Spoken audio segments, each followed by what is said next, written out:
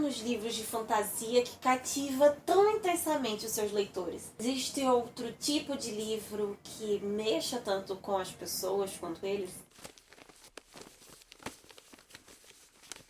O que temos para hoje, Sanchos e Dulcineias? Eu sou a Larissa Bertolino, você está no canal Uma Garota Quixotesca, onde nós tratamos de literatura, especialmente no quadro Relendo, onde nós reapresentamos vídeos que não tenham tido uma boa qualidade. Esse vídeo, inclusive, que nós estamos refazendo, tem bastante visualizações, porém, tem hora que a música fica muito alta, a iluminação não tá muito legal, e é sobre um livro que eu gostaria muito de reler. Por isso, eu revisitei e estou reapresentando para você nesta última quarta-feira deste mês. E talvez esse vídeo seja muito visto porque ele fala sobre 2 dos livros mais lidos no mundo. Tanto que ao final seu autor vai tentar apresentar uma espécie de tratado sobre a dinâmica da leitura, da literatura fantástica, com a qual o seu protagonista faz um pouco de confusão. Dennis Cruz é um autor da CPB, da Casa Publicadora Brasileira, que de vez em quando aparece aqui nos nossos quadros do Em 5 Minutos. Eu gosto do estilo de escrita dele, especialmente das suas obras que são ficções. Cria personagens para tentar refletir, remeter sobre alguma história ou algum conceito.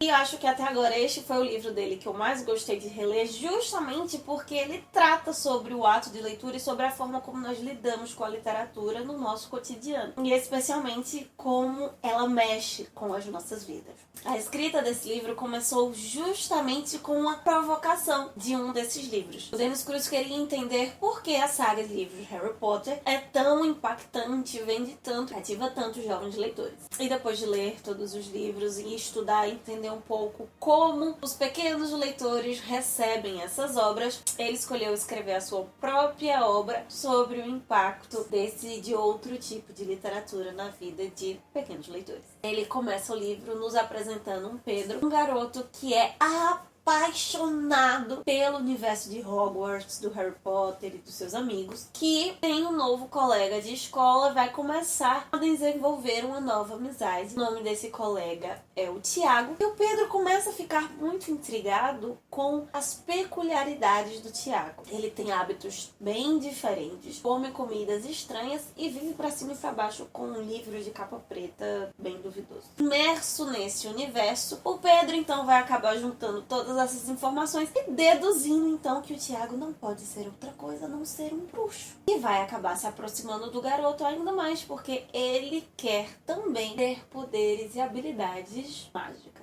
O Pedro se aproxima tanto do Tiago que eles acabam se tornando melhores amigos. Ele conhece a família do Tiago, vai começar a ter uma frequência ali na sua casa e ficará encantado especialmente com os avós do Tiago, que são tão estranhos e diferentes quanto ele. Como seus pais são divorciados e o Pedro vive num ambiente de constante conflito, ele vai se sentir muito bem acolhido e meio que adotar a família do Tiago para ele. Ainda mais com essa possibilidade deles também serem bruxos. E nessa afeição que o Pedro vai acabar desenvolvendo, especialmente com o avô do Tiago, o senhorzinho vai aproveitar essa chance e se tornar também amigo desse menino e lhe dar vários ensinamentos. 4 amigos então vão se juntar diariamente na casa do Tiago para que o seu avô então conte para eles as histórias do livro preto. E na real não são parecidas com o do Harry Potter, que apresentam personagens tão parecidos com ele, muito mais próximos da sua realidade, e que faz com que o Pedro se encante cada vez mais com o estilo de vida do Tiago e da sua família. No final da história, não vou te dizer exatamente o que vai acontecer,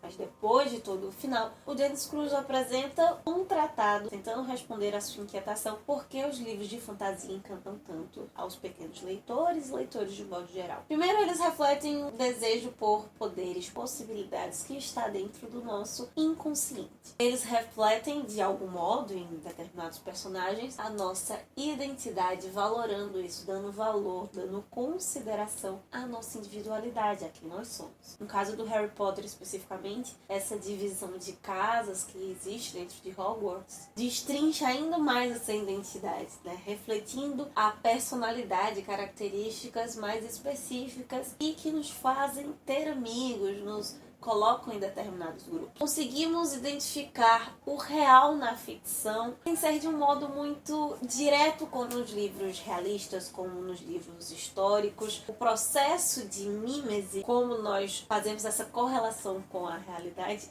é outro e traz um outro impacto no nosso inconsciente. Exatamente por estar mimetizado de uma forma de um universo específico. Especialmente atingem a nossa forma de comunicação específica de cada idade. Por mais que pessoas de diversas idades se apaixonem por fantasia, o público-alvo, sem sombra de dúvida, são as crianças. O C.S. Lewis tem um ensaio, inclusive, em uma edição especial no final das Crônicas de Nárnia, que eu já resenhei aqui, você pode ter acesso, mostrando como fantasia ela não pertence apenas ao universo infantil, mas obviamente impacta as crianças, encanta, cativa as crianças de um outro modo. Apesar do Dennis Cruz falar de fantasia em específico, podemos estender isso em alguma medida para a literatura como um todo. O Pedro vai encontrar esses mesmos sentimentos e esses mesmos reconhecimentos, essas correlações nas histórias do avô do Tiago. Elas sofrerão outro impacto na sua vida, tendo ele a certeza de que elas são reais, gerando assim o conflito para uma tomada de decisão. Infelizmente, por uma tragédia, ele vai acabar enxergando o mundo de outro modo, muito além do que ele considerava como mágico, esplendoroso, algo ainda mais extraordinário a se ver. Então é isso, meus queridos cavaleiros. Antes fica o comentário e a sugestão desse livro e talvez a mensagem principal. Ele é para nós não subestimarmos as crianças ou aquilo que nós temos como infantil, aquilo que elas consomem, as suas decisões e a forma como elas se comunicam. Se você já leu esse livro, se você já teve contato com ele, coloca aqui embaixo um pouquinho da sua experiência.